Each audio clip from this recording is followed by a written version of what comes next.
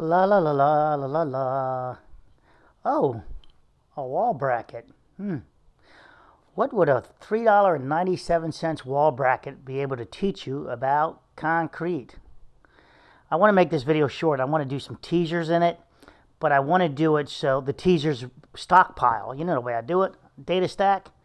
So what would this teach you about concrete behavior? I did a post. Where are you, posty? Post here. Let's see, published. It would be this one. Oh, it doesn't really let me navigate that easy, does it? Can I click it there? Interesting. So YouTube, and then this one, and then your channel, and then community. Okay, so what does a wall bracket have to do with this image right here? What does a wall bracket have to do with this image right here? Well, you saw the wall bracket. Let's go over. Wall bracket, right? La la la la. I'm giving you some wall bracket. La la la la la la la la. Watch what I do here. La la la la la la la la la la la la la la la la la ta ta ta ta ta ta ta ta. Still can't get it, can you? Hold on. Wait for it. Wait for the delivery. Engineers aren't taught this because, frankly, behavior in concrete is not understood correctly by most. And I will say most. And you are going to be learning from the one that loves it the most and understands it the most. Okay. So that's the top of the bracket. Okay, let me note to self. Sort of the top. The wall of the bracket. Okay, that would be here. And then, okay, so that's the top of the bracket. Oh, but what's this angle that I made? This angle here would be here. What is this thing here I did? Well, that's a rebar with two hook ends. Act as anchors. Okay, the anchors or the hooked ends helps it with its, so it doesn't pull out as much. So this side, what happens if I have a drawing I am going to show you guys in a poster and another one. So let's do blue. So what happens if I do this? Let's get rid of the bracket. Just doesn't let me actually do, yeah, that's the one I want to get rid of. Okay, I'll keep blue up. So if a reaction is here, the dead load of it, and that's a porch, so let's put a little railing here, right? Oops. Okay. Railing. Railing system. And the concrete. Okay, stay with me. Back to the bracket. Back to my design. And stay with me now. You're gonna, I'm just creeping you up to it. Let's do, that's the porch. And we'll come back to the column. We won't worry about a pad inside. We'll just do a column here. We won't worry about the pad continuation inside. You can if you like. We're going to just worry about the cantilever, the porch itself. And there's the railing. Let's go ahead, and this would just fall down, like the load of this, right? The load of it out there would just make this one to fracture off. Break right there. What would keep it together from here to here with no rebar? Well, wait a minute. That's that lovely tension I talked to you about. Oh, tension of what? Tension in the paste, the bond strength of the paste and the stone. Oh, okay. Interesting. So what would keep it together even more? What if we add a piece of rebar across it? Aha! And let's put it near the top there. And now the paste is all around here, and it goes into there. And this paste and the rebar going into here is anchored down inside here. Right? It's anchored internally there. Aha! So we need some paste to do this because we can't do it with just stones and aggregate and everything else. So we need that Portland. Aha! So let's go ahead And now we have no steel. It fractures here, right? So then what we do, we add the steel, we put it down the bottom here, and what happens? Well, it fractures there still and hinges to that point and flaps over into the wind like that. Okay, bad place for steel at this point of the conversation. What happens if we put it here, up near the top? Aha, just straight piece of steel. How about we hook it, all right? We hook it, now it's got some anchors there. Now the steel won't elongate, it won't stretch, because we made sure to calculate the loads here that it doesn't, that it's, 25% of the strength, the maximum strength. We're going to use a quarter of it. So we're going to size this so it's only being stressed at a quarter of its full value before failure. 100% will be failure value, 25% of that. So we use that size right there. Really keep it nice and sweet. No value engineering, not 80%, not 75, 25. Okay? So now this tries to flap over, right? This tries to bend over, and let's do that rotation. See my rotating? This would be down here, rotating to flap over into slamming against that wall there. It can't do that because if it tries to rotate, think of the bungee cord idea I told you guys about one time, that this is like a bungee, and it's holding it. So it holds it so it can't rotate. Now watch what happens here. Let's get rid of all this. Let's go back again. This will help you visualize it more. And I have a nice drawing for you.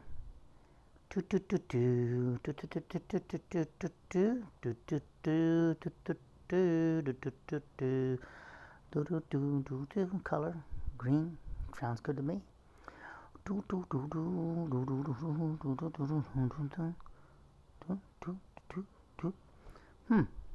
Okay, now let's grab one more color. Let's go ahead and color. Let's go with some red. Let's put the rebar back in.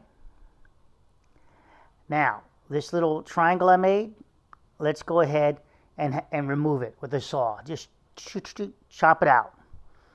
What happens? We've got this wedge here. And so right here is just going to rotate over because there's nothing. This part is not backed up against this part. I remove it. Remove this red right here. And now you don't have, this is talking about the thickness of the pad that's required. Now you don't have, it's pushing at the rotation. The stop of that rotation is here. But remember what I talked about. It's also a force multiplier because it wants to also, as is the weight of it, also wants to create a reaction. The weight of this pad rotating down also creates a pulling effect here against this rebar, against inside here, because it also hinges here. Right? It's trying to fall and hinge there. Now pivot point, the fulcrum, is our steel. Now what happens if we add, and this is not the purpose of this bottom steel, but it works this way nevertheless. Nevertheless, it works this way. We put some bottom steel in here. This time, let's make it, 1-inch steel as opposed to 5/8 up here. All right, so it's 1-inch steel here. Now, if this tries to rotate, this steel also has paste and concrete around it. But now it tries to rotate, it puts the steel in compression, and there is paste around it. It's going to try to push into this section, drive into there. It can't do that. It also try to do a rotating action. It can't do that. It creates tension between these two here, between the top one and this one. Let's go ahead and let's back that out. And let's add some stirrups tie them together like a beam. Let's hook these hook stirrups like this. Let's do that. So now this will react as a beam. I like to think of that porch as a beam.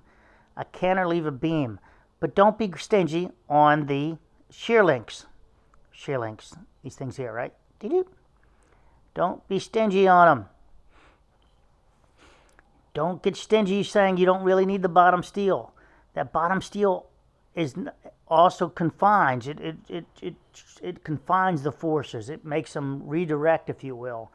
That this wedge, without this bottom steel, this wedge is experiencing all the force. This rotation. Without the bottom steel, all that force is here, and this is where you get your spalling from. But if you put bottom steel in there and run it out there like that, now it's got to, not only is this wedge acting as the resistance, but the entire steel now has a grip around it.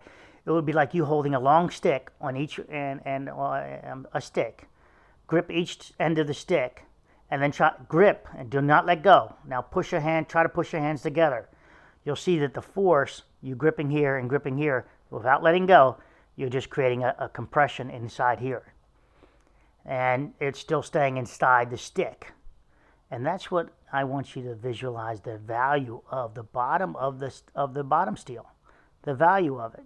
That it should not be discounted as it's in a cantilever fashion, so you don't really need it. It's not really, it's whatever. Because without it, you're just relying on compression, the rotation here, the fulcrum there of the with the steel. And so now, what does a bracket have in common with with this? So you can see the bracket now. Let's back that up. So here's your bracket.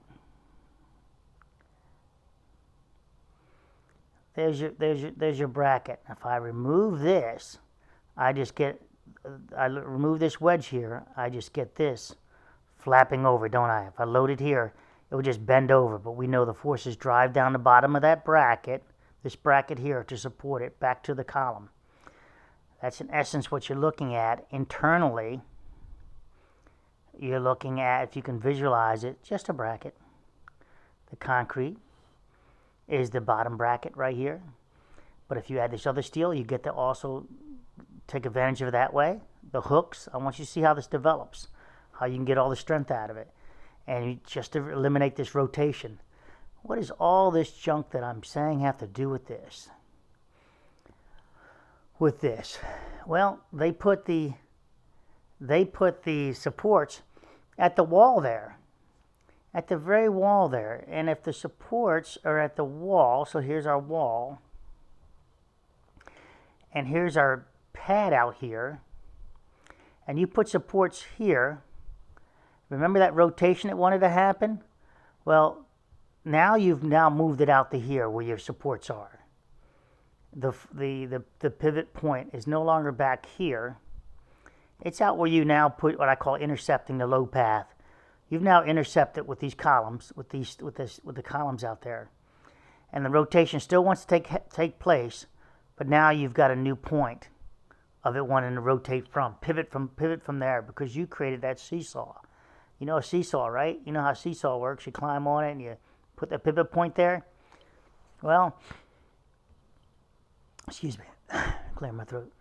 So your seesaw is now out here, and there it is there.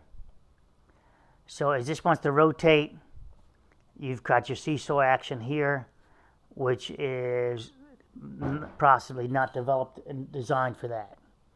The rotation is what you want to stop, and right here you want to keep the forces in here.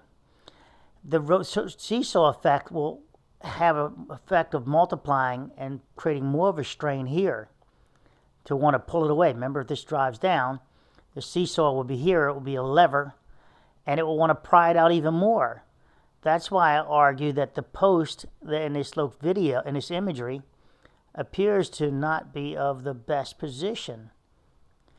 If I wanted to make this more stable, the load reaction, the reaction's out here causing all the issues. If I put the supports out here, I'm now giving it a new load path down to foundation. Over here, so I'm dividing it up, dividing this load up down my new load path, and so there's not much of a reaction down here, and I'm taking the load off of here. So if there's some fractures here that they're trying to support, by putting the columns out here, they created a seesaw effect, a pry bar, a lever out here, and it makes it even, I believe, even a worse off position than putting it out here. Put them out here to carry the load. Now, they'll probably have these supports internal too, and if we look at it from, this is theorizing now, from this column, and here's this. So this is looking at bird's eye view. If we can cut away a floor and look down, they probably show some fractures here, internal and external. Maybe over here, because negative load. I won't get into that in this video. But they're like, oh, well, we got to make this and reinforce this real quickly. Let's put some supports there.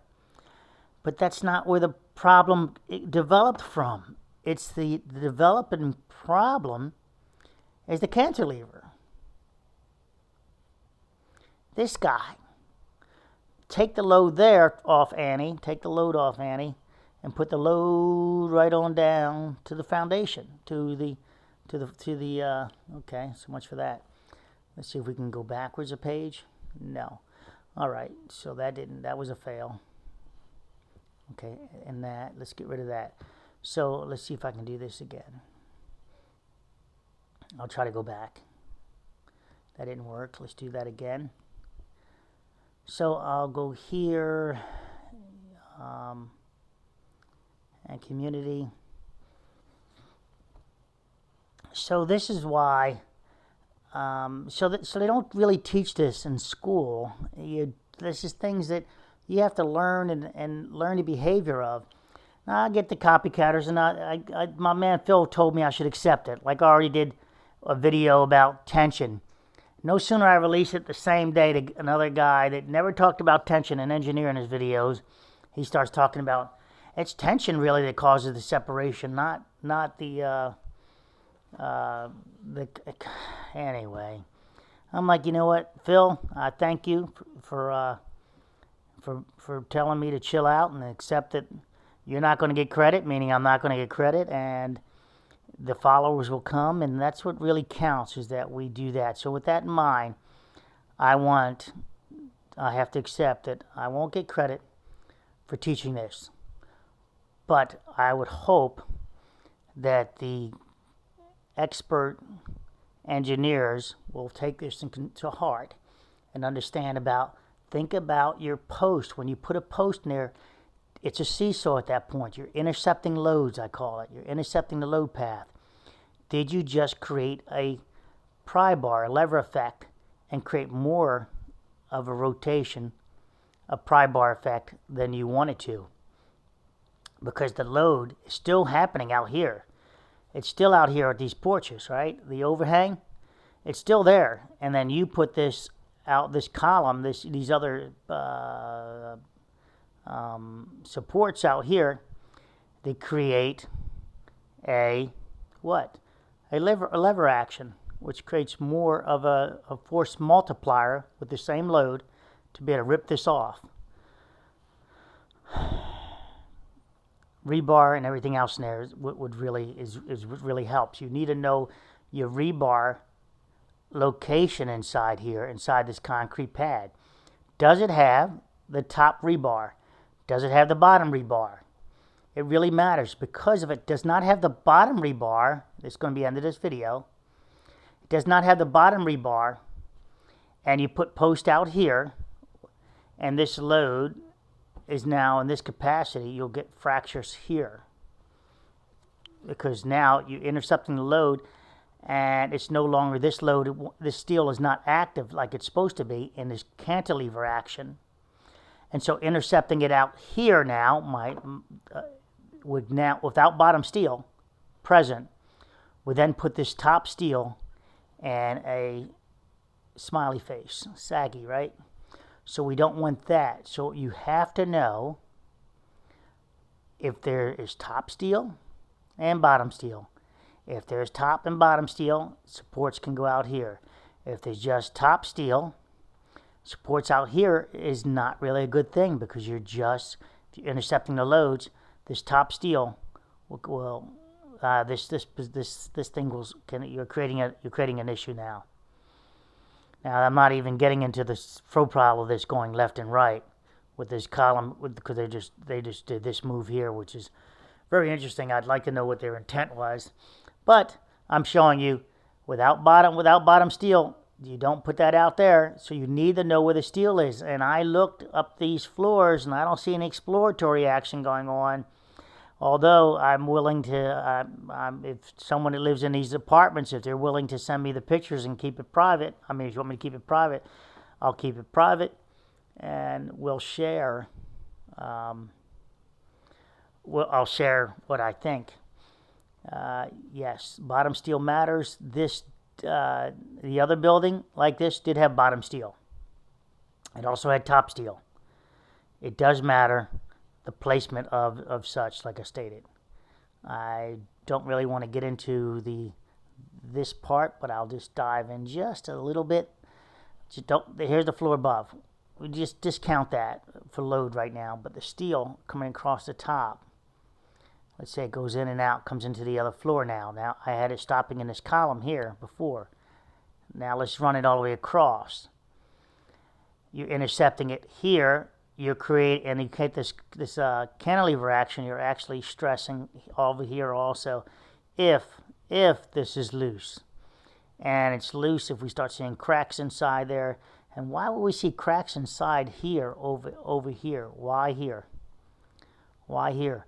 Because between the two in the floors, we would have sagging. So here's a column. Okay, let's clear that out. So here's the outside column wall, this one right here. Here's the porch. Here's the floor going in.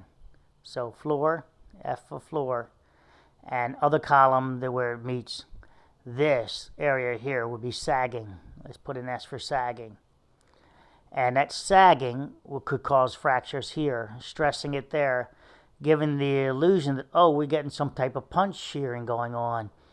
In reality, you got sagging and you're losing your top steel. Your negative steel is fracturing. The concrete's fracturing. You're losing your bond strength. And that's simple as supporting. Again, in here, take out the sag. The supports would not be here, but it would be where the sag is. Support where the sag is. Support where the reaction is being created. But keep in mind, you got to know where the steel is, because you don't want to create that steel, if it's at the, in this case, if it's at the bottom and you put the supports there, you are okay. If it's at the top only, and you put the supports there, you created the same thing out here, where you're now at the, you'll have some type of cantilever action. I'm getting a little complicated now. I better nix that, jump out of that part of the conversation. But this was about the bracket, to help you understand it, and this is actually the short version. This is 23 minutes long. Okay, take care. I think I'll load this one up and give you... It takes a while to learn this stuff, guys. But for you engineers out there, hopefully you follow that. Hopefully you understand about how you need to figure out, don't intercept the load. Think of when you put your supports in, think about, what kind of lever action did you just create? Lever action did you just create? Intercepting the load is what I call it. You just shifted the load from there. Don't think of it as I'm just taking a little bit. I'm moving it. I'm making a bigger critical shear area. Nope. Think about the steel now, because it was, you're changing the profile. So think about that. And if you want to take the load off of there, because of the lever action, because you made a seesaw, think about if there's bottom steel there, you can.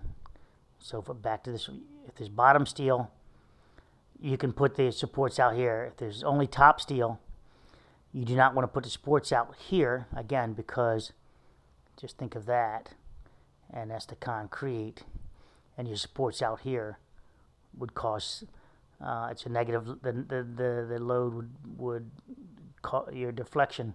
Your top steel works and the cantilever capacity, or just think of it as cantilever capacity, even if it's going through here. So you need bottom steel for this type of setup. So you would make sure it had some bottom steel. And if it didn't, you could always put bottom steel in. You would put that support, the outside support, and bridge it with some support. So double supporting. If you're not sure, what do you care? It's not your money. It's the client's money. Give them safety first. Keeps them from the hearse. Bye.